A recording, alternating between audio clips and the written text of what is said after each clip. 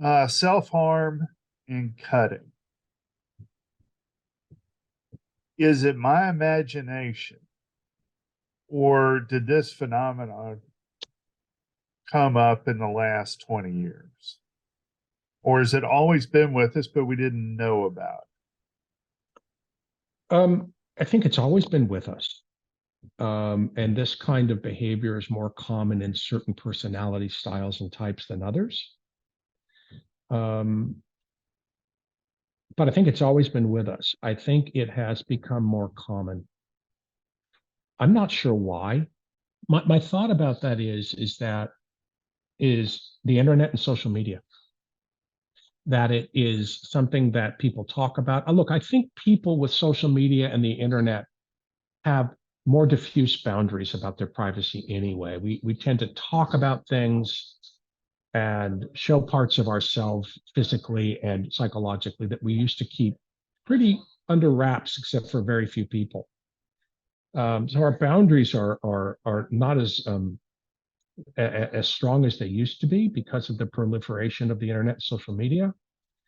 And therefore, people talk about this, and it becomes something that you hear about, you know about, and it looms as a thing that you can do.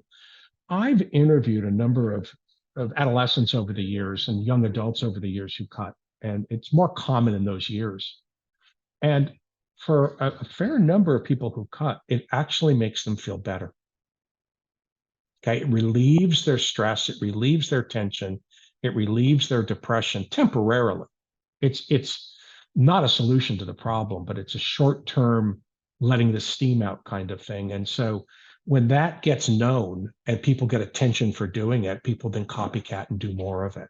So that's part of why I think it's more common. I can't think of any psychological reason that people would lean more on it now than they used to.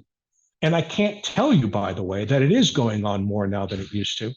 I can tell you that we're seeing it more than we used to. And we know of it more than we used to, but it may have been going on and we just weren't told about it.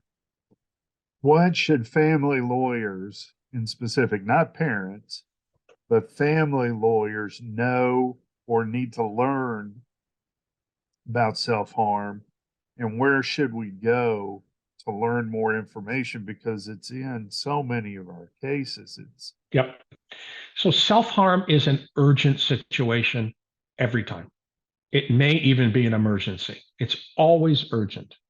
The reason it's always urgent is that the people that self-harm are in enormous distress and they can make a mistake, right?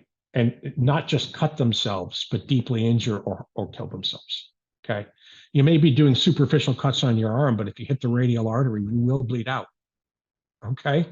So fortunately, it's not that easy to hit, but it can be done. So I think it's important that family lawyers know it's an urgent situation. You you want the parents of a child who's self-harming, or if your client is self-harming, to get into the care and attention immediately of a qualified physician or psychologist. Okay. And when I say qualified, I want them to see somebody right away. I want them in the medical care setting right away, even if it's their internist, because they're in a care on a care track.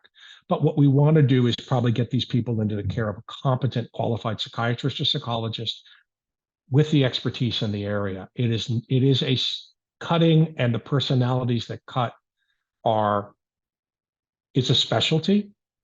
And you may be really good at treating some things, but not experienced in that, and you should pass it along, right? So, and I think that you need to let your client know when you've got a client with a kid who's cutting that that means to you that kid is not emotionally safe.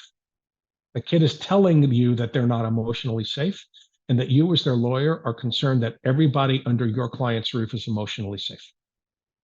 Okay. In order for you to do the best job, you've got to know that. So that's a place to start.